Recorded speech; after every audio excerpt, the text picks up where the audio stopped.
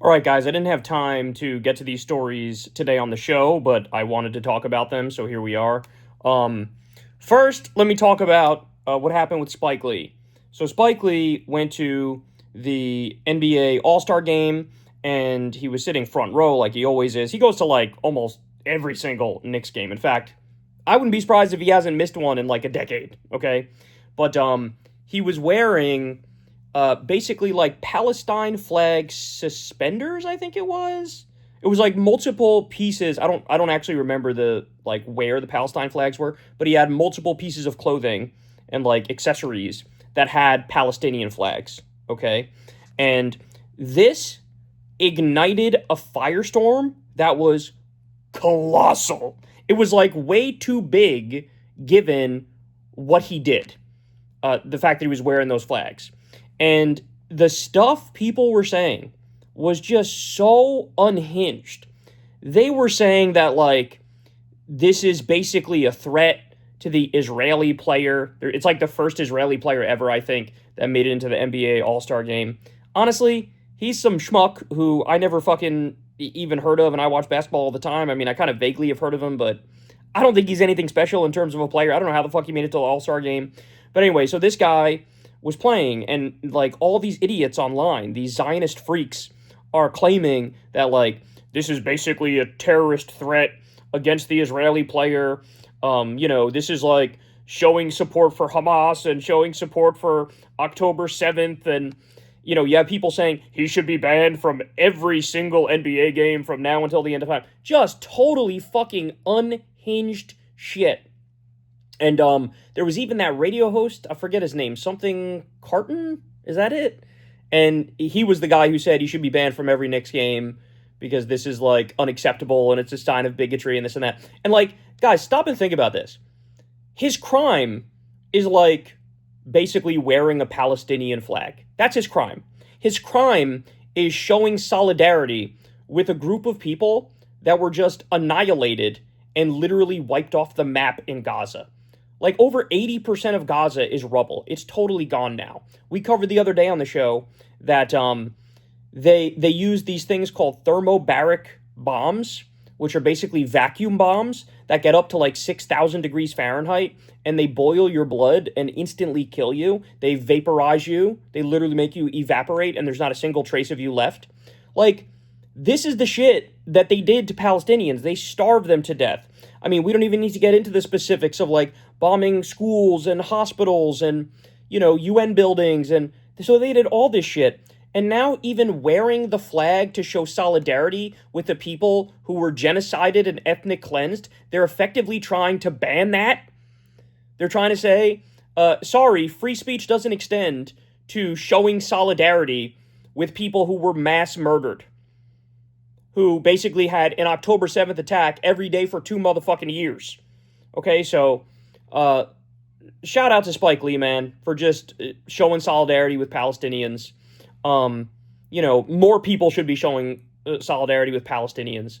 And the fact that the Zionist idiots melted down and immediately jumped to, oh, you're calling for terrorism, or you support Hamas, or you support October. No, bitch, there's a Hamas flag.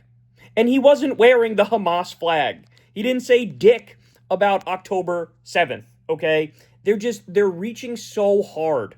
And it's so disgusting, and it's so grotesque. And, like, you want to talk about cancel culture. I've never seen a fucking cancel brigade this obsessed and this committed to the cause in my fucking life. And it was just gross to see. So shout out to Spike Lee for wearing that Palestinian flag. And fuck everybody who's coming after him. I mean, you guys are really outing yourselves.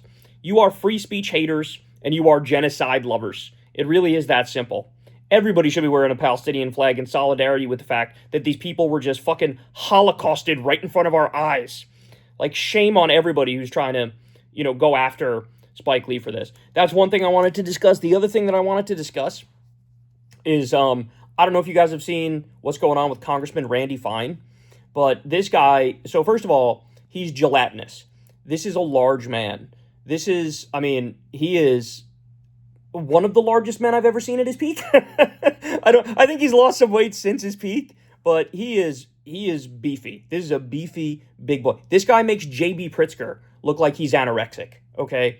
And this guy is also like a hardcore Zionist. Such a Zionist freak that he famously said on one of the news stations that we need to do to Gaza what was done to Hiroshima and Nagasaki. That's how disgusting this man is. Just openly saying, like, nuke Gaza, kill all these innocent people. He said a number of things like this that are just, like, the most depraved things I've ever seen. And then, mind you, he's also first in line to say, like, Rashida Tlaib and Ilhan Omar should be censured. And it's just crazy that they get held to the highest standard ever. Hey, Crystal, what was the thing that Rashida was censured for? Saying, from the river to the sea, Palestine will be free. So, say from the river to the sea, Palestine will be free, and they censure you, and Randy Fine has a fucking aneurysm and a meltdown saying you have to be censured. Ready for this? Here's a tweet that, Congressman Fat Tits said earlier. If they force us to choose, the choice between dogs and Muslims is not a difficult one. In other words, Muslims are less than dogs. They are less than animals. I would rather have dogs around and no Muslims around. If you told me to press a button and wipe one off the map or get one out of our society, I would choose get Muslims out of our society. Now, I want you to imagine for just a second that exact same tweet was posted by Ilhan Omar or Rashida Tlaib or anybody on the left, and take out Muslims and put in the word Jews. What would the reaction be? What would the reaction be? You know the reaction. I know the reaction. It'd be a stage 5 meltdown. It'd be 24/7 coverage. People would be saying, you gotta fucking resign. Like, forget censoring. No, you gotta go. You're done. It's over. You are never going to be in polite society again. You're never going to be able to get a job again. It is a rap ski. It is dunsies, okay? That's what would happen. But Randy Fine says this, and what? Now, I think Ro Khanna is actually trying to get him censured, right? We'll see what happens. We'll see what comes of that. But, of course, there's a massive double standard. And then, by the way, so everybody's calling him out over this. Everybody if you even have like 1% morality left in your body, you're calling him out over this, right? Well, guess what? He doubled down. So he comes out and he goes, for context, this is the leader of one of the key mainstream Muslim groups that supported Mamdani. By the way, that's all a lie. This person was not a key Mamdani ally in any way, shape, or form. But there's some like rando Muslim woman who tweeted that finally New York City is coming to Islam. Dogs definitely have a place in society, just not as indoor pets. Like we've said all along, they're unclean. So just a rando said that, and he used that to immediately go, Muslims are worse than dogs, and we should cleanse society of Muslims. Jesus Christ, dude. Jesus Christ. And also, now I see a lot of idiots on the right who've psyoped themselves into believing that Mayor Mamdani is going to, like, ban having dogs as pets. Like, do you guys realize how stupid you are? Do you realize how dumb this makes you look? Like, no, Zoran is not going to ban owning dogs. That's not going to fucking happen. And why are you singling out some rando tweet from some rando Muslim woman and using that to immediately go, oh, Muslims are worse than animals. Fuck the Muslims, yeah. And then he keeps doubling down and doubling down. He posted some, like, Daily Wire Daily Mail article that said, famous Palestinian activist calls for dogs to be banned as indoor pets. This is what the right has. Understand this, guys. The right has nothing. They have nothing. They can't talk about Trump invading U.S. cities with the U.S. military. They can't talk about Trump bombing 8 different fucking countries. They can't talk about Trump building concentration camps. They can't talk about him being super corrupt. They can't talk about the fucking Epstein files because all their faves are outed in that shit. They can't talk about anything. Inflation's going up, unemployment's going up. They can't talk about any of that. So what do? Come up with some fake-ass scandal. I don't know, the Muslims are going to ban dogs or something. And they're like, oh, those fucking Muslims, we hate the Muslims.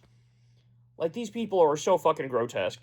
But thankfully, you just scroll down in the reply, and it's basically everybody ruthlessly mocking him, telling him to go fuck himself. And yeah, he's garbage, though. He is human garbage. He's got to go. He's got to be censured. He's got to resign. There's no place for people in polite society if they called for nuking Gaza. There's no place for you.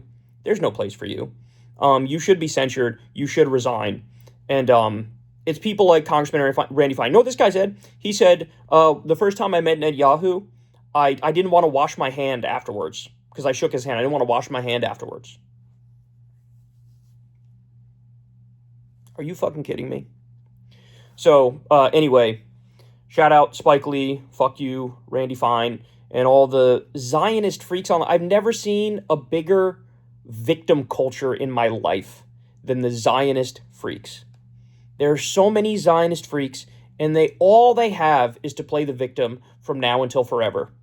You have Zionists who are literally engaged in the crime of all crimes right this second, and they sweep that right under the rug and go right back to playing the victim and don't skip a beat.